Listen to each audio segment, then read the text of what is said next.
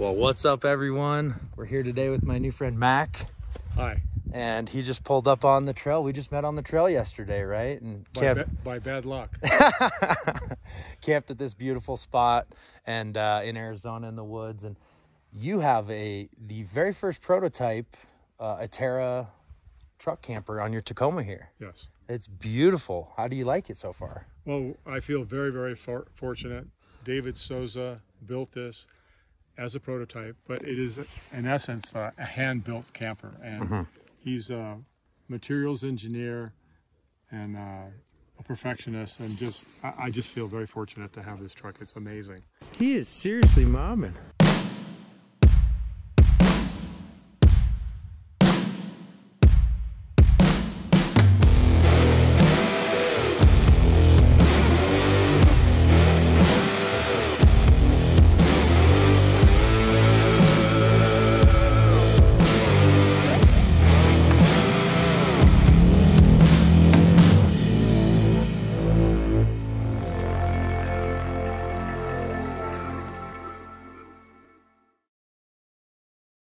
We picked it up last June. It took over 2 years to be built, and since then we've been 25,000 miles up to the Arctic Circle and down to La Paz and Baja and back to Baja several times to actually ride or drive the Baja 1000 course. And this vehicle does very well on that. My background is mostly motorcycling, so I've got almost 500,000 miles motorcycling in a lot of places in the world, but this allows me to hop out of the camper, climb in the back, take off my clothes, and go to bed. This is a 2019, and it had 0 miles on it last June, and now it has 25,000. Oh, wow. 25,000 miles in less than a year then, huh? Yes. Good for you. So we took out the back seats. I didn't want a 4-door because it makes it longer and you can get high-centered more easily. We had David, our camper builder, took the back seat out and gave us storage, which is all tied down. So I've got tools here, recovery gear here. Very cool. Looks like you got bumpers and sliders and all the off-road gear you need to bash it around. Yes, and David believes in centralizing the weight, so the starter battery was taken out and put here in the center of the vehicle, along with the propane tank and the air compressor and the spare tire. Wow. And the spare tire came out from underneath the vehicle, so now we have a storage box in the back. There's an electric chainsaw here that's bolted down, and here's our table, and we have 2 chairs. And so they're here and out of the weather. I'll show you on the other side where the exhaust has been rerouted. Comes out approximately here, but it allows us to have our main tank with a 13-gallon auxiliary tank. And our David, our builder, put in this, which is a water dirt separator designed for a diesel application. But very cool. We can go to an area with bad fuel and fill up in our auxiliary tank, and then pump that gas to our main tank, and it automatically is filtered through this filter. Very cool. And that'll be nice for, you know, traveling in places like Baja and where you might not be able to get as good a quality gas. And of course, in Baja, you pull down the road, there's no gas station, but there's a guy on the side of the road with a pickup truck. Yeah. and 3 55-gallon drums in the back full of gas.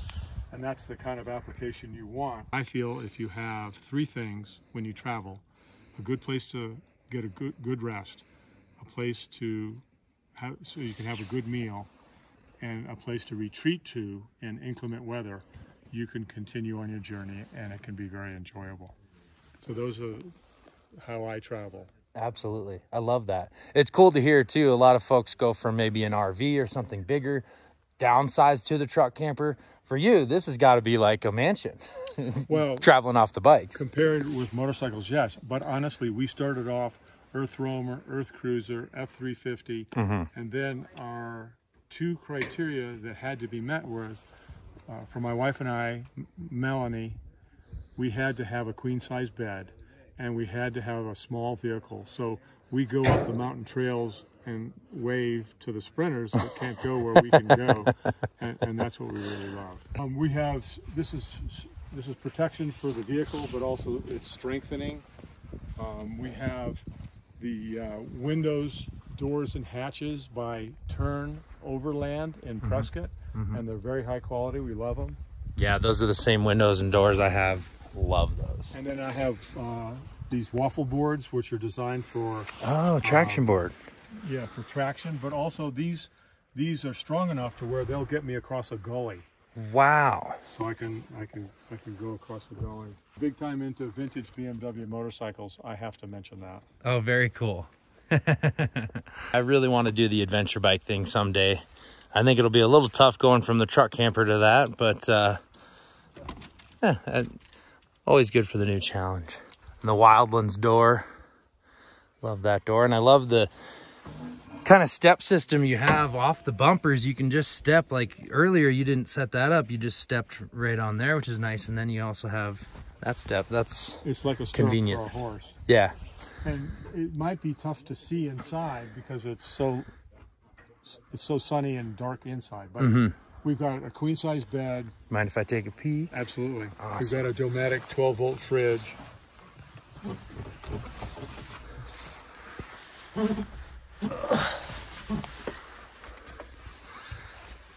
And we have a propane heater.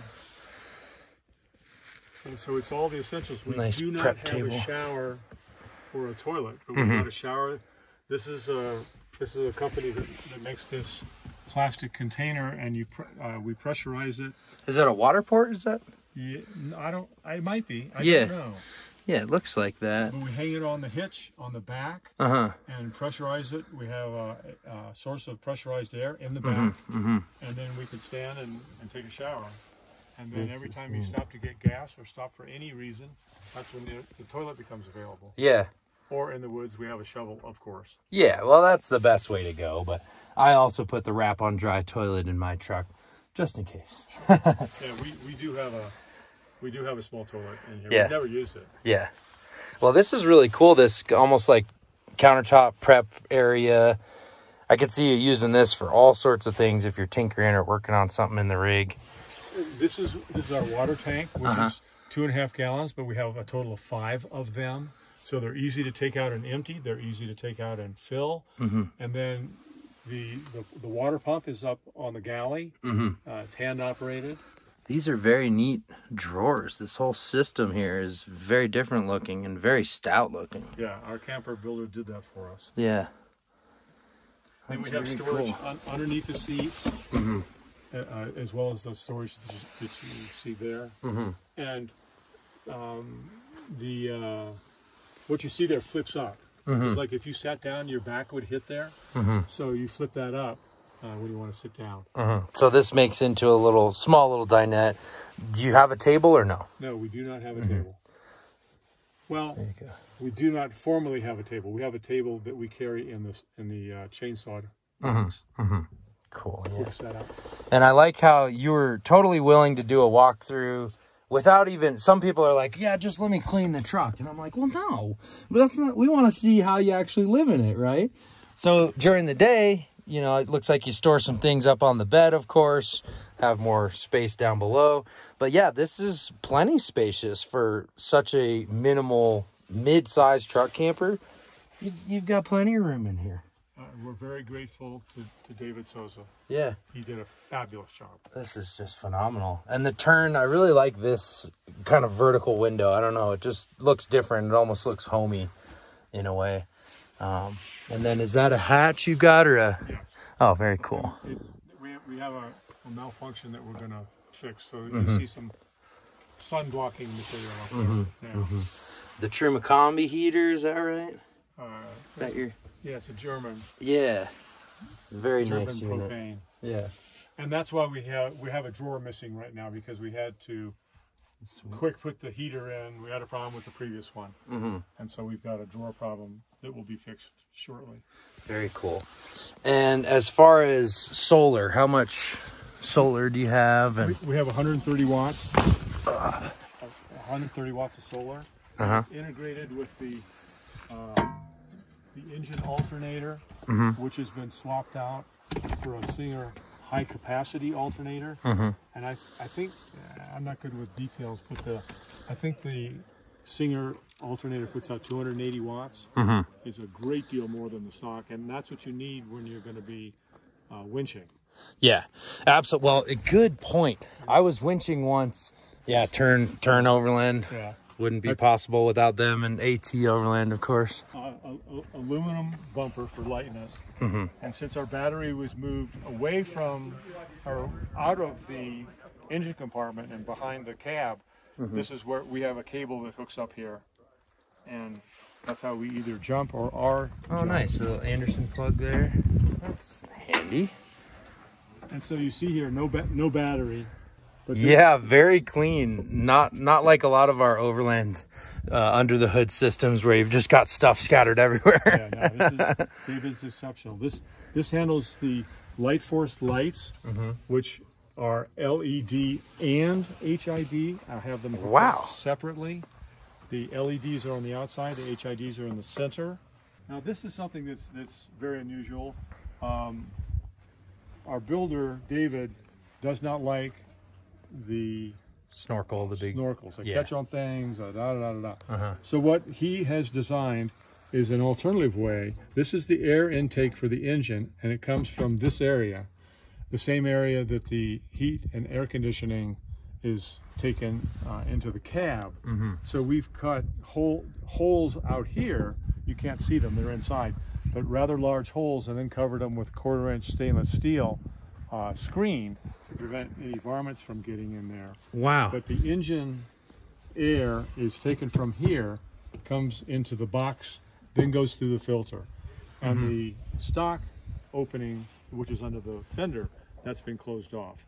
So this takes care of the of getting water and dust into the engine, because if you've got water up to here, you've got more problems than air intake. You're going to float away. Yeah, that's a really cool design. And the Tacomas, it is so silly, you know, that they have the intake right up in that fender liner. So having that totally closed off, moving that up there, that's really cool. And it, like you said, there's no big snorkel sticking out, and it's very stealthy. Yeah. So we've got a custom suspension in it by Fox, things like that. These are wheels off a 2020 TRD Pro because they're 4.88 pounds less than the wheels that came on the vehicle originally. And as a result, we picked Dick CPAC tires because they are light. They're Echo rated tires to handle a lot more weight. And therefore they are tougher for going off-road. But this combination of tire and wheel weighs 1 pound more than the stock tire and wheel combination. And the stock tire that comes on this vehicle from Toyota is a P-rated or passenger-rated tire. Wow. So this is much tougher and virtually no additional weight. Wow. And that's huge for rotating mass, fuel economy, stress on the drivetrain. You know, it's cool to see you've thought of all the things that not only make it comfortable, but make it capable, but fun to drive and reliable.